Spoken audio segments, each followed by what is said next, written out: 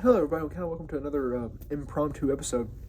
Where today I was well, not today, but over the past week or so, I was just kind of thinking on this topic, and I was like, you know what, I speak with the people out there because I used to journal, but honestly, it takes so long to just sit down and journal, and I have a lot of thoughts that would just be easier to convey in speech rather than in writing.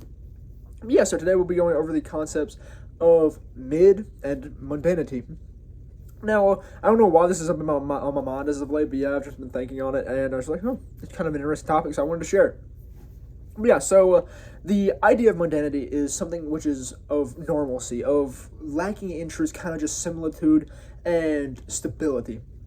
Mundanity can most closely be related to stability because stability is kind of from the human perception, stability is a point of disinterest and security, yes, but not really exciting.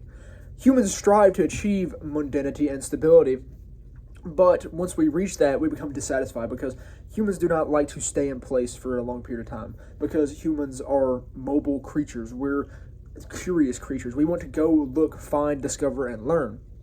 However, when we do not have those opportunities and we're just sitting in a secure and safe spot, we do enjoy that because there is security and we do know what our future is like. However, it can grow tiresome. It can grow boring and all that stuff. But yeah, so I was just kind of thinking about that. And I was just thinking about how when one struggles through, I don't know. When I was thinking about how mundanity specifically applies to goals, like ambition, because ambition is a really a very highly important thing to me. I've always had strong ambitions and I've always had goals that I want to achieve. And I found that mundanity is actually one of the most difficult things to get through when in, pursuit of these goals. Because, for example, well, not really for example, but take for instance when you are at a very high in your adventure towards achieving something, whether it be I just mastered this language, or I just hit a grand slam, I just knocked a homer, I've been practicing too, I just ran bowled a perfect game, I just ran a sub 25K or something like that. And once you achieve that, once you're at those high highs, it's so easy to just keep on going because you're like, I want to get the next goal. I want to get the next thing. I want to keep going and pushing and striving because I'm doing great right now. So you always feel motivated to continue to push along. And then once you reach those lows or those super low lows where you're like, crap, I can't do anything. I'm not going anywhere. And you just hit a rock bottom. Rock bottom is one of the easiest places to, get out of. Because when you think of it, think of the instance of an imagery of a pool. When you're at a pool, when you're at the top, you can swim well. And when you're at the bottom, you're going to swim very well because you can propel yourself off the bottom. And that's how, hitting rock bottom works, because once you hit rock bottom, there's nowhere further to go. And from that bottom, you can propel yourself upwards because you can't go any further down. And that's one thing that I've always found, once you hit a rock bottom in a goal, you always have so much more vehemence going forward than you might not have had previously while you're in kind of that middling stage. And that's just one of the things that mundanity is just kind of surprising because we strive for it so much. However, when you're in that middle mundane area, it's always the hardest to continue pushing for your goals because that's what I refer to as a plateau. It's commonly referred to as a plateau. But with this plateau, you are just the same on a straight line, just straight linear.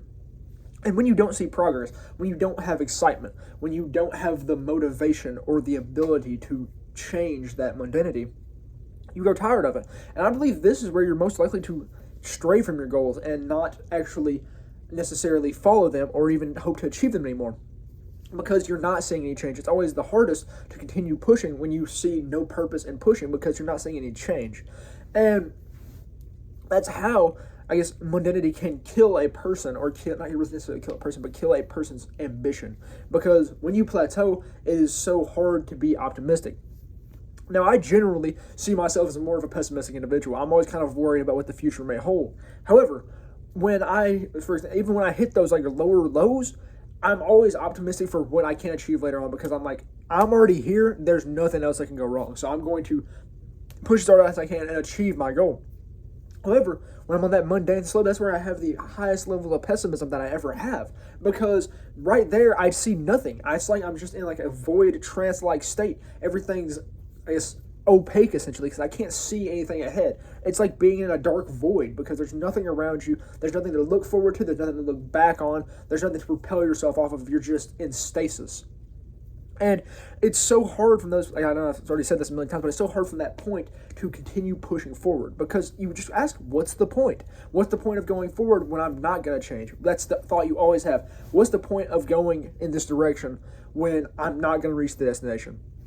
And that's one place where you always just have to really, I guess, become steadfast in your ambition and your stubbornness, honestly, and how ardent you are in pursuing your goals. Because if you don't have that, I guess, ardent, hard-working, like, ambitious side of you, then you won't achieve that goal. Because when you reach that middling stage, you'll instantly fall off and you're done with it. You don't even hit a rock bottom, you just drop it entirely. And that's one of the just larger challenges of life is getting through those mundane areas. Because those mundane areas, especially in actual life, can be very scary.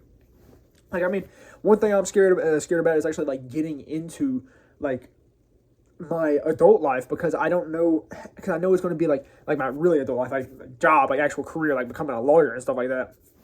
But yeah, so when we're at that job, like, yes, you will see improvement. There's a goal to get promoted, climb the ladder, do all of that stuff, achieve dreams. However, I feel it's going to be so difficult to continue when you're on that middling line. However, I know that me personally, I will be able to push past it because that's what I do. I have goals and I want to achieve those goals, and that's like what composes me, what I'm comprised of. Like every iota of my being is to get those goals, no matter what I have to do, and no matter how long I have to be in stasis and be bored out of my mind just to reach that goal, because I know that goal will be worth it every single time, because there's never been a time where me achieving a goal for myself that I had set for myself was not worth it. And that's one thing you always got to think of, because if you are like that, if you've achieved your goals, you got to realize that it's going to feel so good when you reach that end. That's how you get through the mundanity. But yeah, that's kind of what I was thinking about there. And I just kind of wanted to, like, I guess, kind of focus on, like, the anthropology. Not really anthropology. I mean, yes, kind of, because it goes over how the culture handles mundanity. But that's what, like I said, I was speaking about prior in the video about human strive for mundanity. That always surprises me, because we know humans naturally have a predisposition to, I'm trying to use the theological term, sin, and have a predisposition to chaos. Most humans do. Because, as we can see, when law is not present, and when legalism, or legal, I guess, structures are not present, then we fall into anarchy. That's a concept that's known throughout all studies of humanity. Because law is what keeps people in line. And when people are formed by law, they become good citizens. They become good people. However, when that law is removed, we see as people who may just be outliers cause the downfall of an entire society, because they grow in affluence and all of that, and they alter the society. It's like one bad apple spoiling the bunch. That's what happens when we have a lawless society. Because, I mean, I don't believe most people have a predisposition to go around killing people. However, most people naturally have a predisposition to sin. They have a predisposition to lie, steal if they need to, steal to save their family, and stuff like that. I mean, that's considered reasonable. However, it will still lead to, I guess, societal downfall when laws are not present.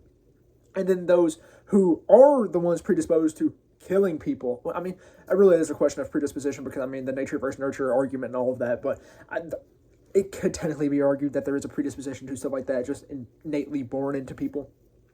But I'm not really a psychologist, so I can't go deep into that. But yeah, so there are some people, I'm just going to suppose for the moment that there are those with predispositions to do atrocious things such as kill and all of that horrible nonsense. But yeah, so there are those who have that predisposition, and the ones who have that are going to push other people into anarchy. Because we see, like, for instance, The Road, when I was reading The Road, yes, that family, when we see the son and the father, they didn't have to steal beforehand. The son wasn't born beforehand, but the father didn't have to steal to get his food. He didn't have to fight to get his food. He didn't have to push and strive and go through so much to get his food. However, once everything went to crap, people started killing each other, everything started going crazy, then he had to lower himself to their level so that he could simply live. And that's kind of like, I went way off topic there. But, like, humanity, it just surprises me that we actually strive for the mundane, because, I mean, like I said, we have that propensity to be in that situation of anarchy, just simply based off our nature. And I mean, from my theological view, we have that nature because of obviously the first sin and all of that, and it was now innately born into us.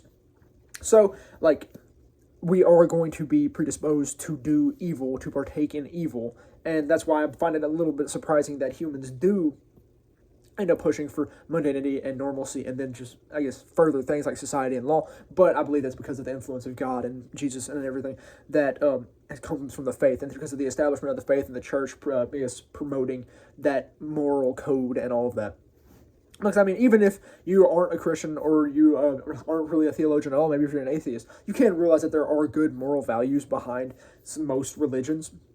Like, I mean, almost every religion is going to, like, be take care of the poor. And, like, that's a great thing to do. That is, like, one of the baseline things we need to do is take care of the poor, because they are some of the most trodden on and just I don't really know, just, I can't think of the proper, like, strong enough adjective for it, but they are the, I guess, weak men of society, and we need to lift those people up so that we can all be equal in our strength and stability. But yeah, so that's kind of what I was thinking there, and so it just surprised me that humans strive for the mundane, but it also doesn't surprise me in how once we reach the mundane, we want something more, we want excitement. And that mundane always doesn't, once we reach that, doesn't mean we always have to fall into anarchy. I mean, that would be horrible if it did, if people were just like, oh yes, I've reached this mundane level, I'm gonna go, like, stabbing people. Like, that obviously would not be cool, and it's obviously not the case, because we actually are able to break mundanity through exploration, through a curiosity, through learning, through like I said, through exploration, curiosity, learning, invention, stuff like that. And that's how our society keeps from falling back into anarchy, because if anarchy was the only option, and we weren't, I guess, predisposed to be curious, to discover, to learn, and all of that, then we would instantly fall back to anarchy every single time we reach mundanity. It would be a cyclical development, because we would go into the anarchy and we'd be like, well, crap, I want to be in a stable life. You get a stable life, and you're like, well, this isn't really exciting, so I want to go back into anarchy. And it should be absolutely cyclical. And the, I guess, institution of curiosity is exactly what keeps us out of this cyclical cycle. Yes, there can be instances where nations flounder and they fall back into anarchy. We can see this in, for instance, in states in Africa, we see as they reach a level of almost stability, and I mean, this has been due to years and years, I mean, in the Middle East and just many warring areas, we see that they occasionally reach levels of stability. And in those nations that are able to innovate, develop, and grow, we see as they remain stable and they even increase. However, in nations where they do reach semi-stability, but are still left with the, I guess, they don't have a lack of capacity to develop and grow, they fall back in anarchy. It's cyclical, like I said.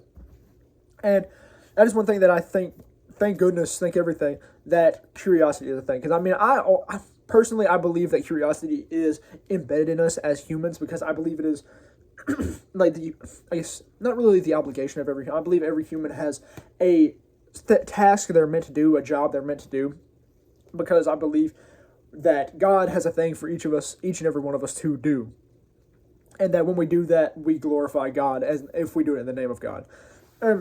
I feel like it is our duty as humans to explore, discover, and just learn more about the world we live in, because it's God's world, and it's a beautiful thing to learn more about God's beautiful creation. I mean, that's what I think about that.